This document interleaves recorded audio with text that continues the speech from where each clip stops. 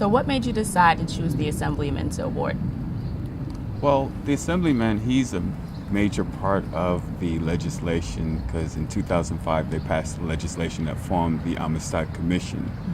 And the Amistad Commission basically were mandated to put the African American experience on the curriculum of the schools to make sure that they teach it to our children. The New York City schools, right? The New York State, yeah. New York, okay. But more importantly, it was really about implementing it. So over a period of time, once they put it on the curriculum, then the question of how they're going to implement it. So being that, of course, our history is very important to the self-esteem of our children, he was like our first stop. Okay. So he was like the cornerstone on which this organization was founded, and basically the mission is to empower and develop underserved youths. And as you know, in our communities, they've kind of lost the thread, so it's important that we teach them who they are so that they know exactly who they are and where they're going from here. As the executive director of this organization, how did planning and putting through your first event make you feel? What was the experience like for you?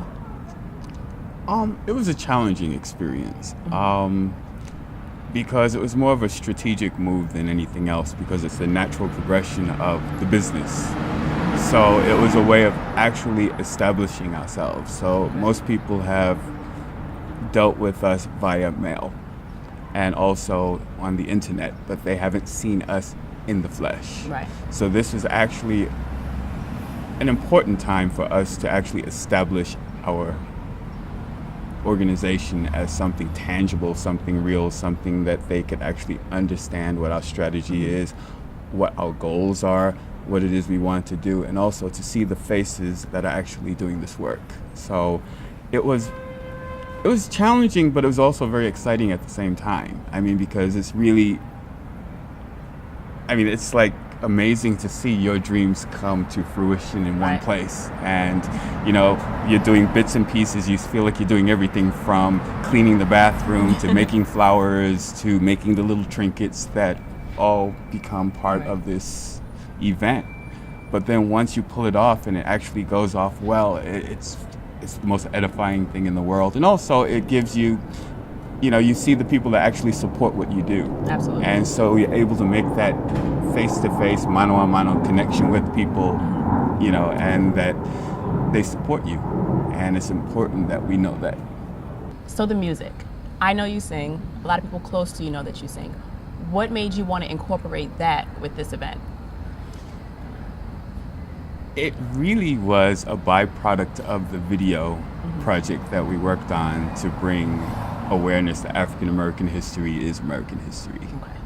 And what it was, when we started putting the budget together, it was posed to me the question of where are you getting your music from, where are you getting your images from? And both of those things cost a lot of money. Absolutely. When you put it in the budget, and especially if you're taking other people's music. So they just kind of offhandedly asked me the question, well, do you write music? And I just said yes. But my career had been dead in the water long ago. I had not even contemplated using it. But then, once we started working on the video project and we put that song to the music, I realized that, wait a minute, all of the music that I had written in the past was very relevant for what we're doing now. That actually I hadn't changed as a person. The essence of who I am and what I believe always was in the music. And I do remember in my musical career that it was a choice that I made, that I would sing about things that mattered to me. So then moving forward to the event, as I grew more interest in my music again, the song that we built this project around, that we want to do this documentary and work with children from the ground up in the recording process, that song was, we were listening through the music trying to find music for the video project. So this song came up and it was one that I hadn't recorded, but it was so appropriate. It was like the soundtrack to all of our lives. There are parts in it that apply to everyone. So then, speaking to Ahmad, we were like, wow, this is a great song. It should be the theme of the organization. So then, once we cooked up that whole project thing, and I was taking piano lessons, it just became a natural progression of why not present it there? Because what it was, it's one thing to have the event to tell you what we did. Okay. But for me, it was more important to talk about what we're doing in the future, what's coming. And that just provided a vehicle. And the thing is that it's actually the way that I envisioned my career from the beginning, musically, was to actually use music to make change. So what do you currently have that you're working on for the future of Project Brownstone?